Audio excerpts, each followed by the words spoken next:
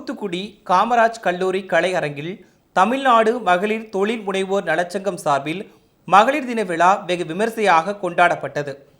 தமிழ்நாடு மகளிர் தொழில் முனைவோர் நலச்சங்கம், விமன்ஸ் சேவா ட்ரஸ்ட் மற்றும் தூத்துக்குடி காமராஜ் கல்லூரி தொழில் முனைவோர் மேம்பாட்டு மையம் இணைந்து நடத்திய இந்நிகழ்ச்சியில் தமிழ்நாடு மகளிர் தொழில் முனைவோர் நலச்சங்க நிறுவனர் திருமதி கிருஷ்ணா ராதாகிருஷ்ணன் வரவேற்புரையாற்றினார்.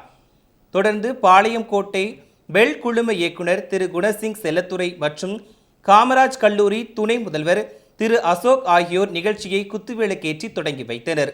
இதனையடுத்து அடுப்பில்லா சமையல் என்ற தலைப்பில் நடைபெற்ற சமையல் போட்டியில் ஏராளமானவர்கள் கலந்து கொண்டு தமிழர்களின் பாரம்பரிய முறைப்படி பிடி கொழுக்கட்டை, அவல் இனிப்பு, பேரீச்சை கொழுக்கட்டை, கேரட் கொழுக்கட்டை உள்ளிட்ட 30க்கும் மேற்பட்ட உணவு வகைகளை செய்து அசத்தினர்.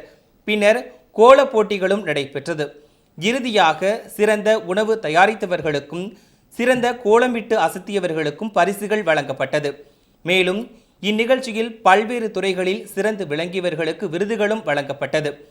இதனையடுத்து செய்தியாளர்களை சந்தித்த திருமதி கிருஷ்ணா ராதாகிருஷ்ணன், பெண்கள் நிறைய பேர் பொருளாதாரத்தில் எப்படி அடுத்த கட்டத்திற்கு வருவது என்று தெரியாமல் உள்ளனர் எனவும் அவர்களுக்கு தேவையானதை சேவை மனப்பான்மையோடு செய்து கொடுத்து அவர்களை அடுத்த கட்டத்திற்கு கொண்டு வர வேண்டும் என்பதற்காகத்தான் இந்த நிகழ்வுகளை நடத்துவதாகவும் கூறினார். தமிழ்நாடு மகளிர் தொழில் முனைவோர் நலச்சங்கமும் காமராஜ் கல்லூரியின் தொழில் முனைவோர் மேம்பாட்டு மையமும் சேர்ந்து பெண்களுக்காக இந்த மகளிர் தினத்தை நாங்கள் ரெடி பண்ணியிருக்கிறோம். இதோடு சேர்த்து விருது வழங்கும் விழாவும் வச்சுருக்கிறோம். சுற்றுப்புறத்தில் உள்ள கிராமத்தில் உள்ள பெண்கள் எல்லாம் விவசாய விருது, அப்புறம் சேவைக்கான விருது, அதெல்லாம் அவங்களுக்கு அங்கீகாரம் பண்ணும் பொருட்டு இந்த ப்ரோக்ராம் நாங்கள் பண்ணியிருக்கிறோம். இந்த ப்ரோக்ராமில் நாங்கள் வலியுறுத்துறது என்னென்னா, பெண்கள் பொருளாதாரத்தில் அடுத்த கட்டத்துக்கு வரணும். நம்ம இந்தியாவில் நம்ம 1 ட்ரில்லியன் எக்கனாமியை நம்ம எட்டணும்னு பேசுகிறோம்.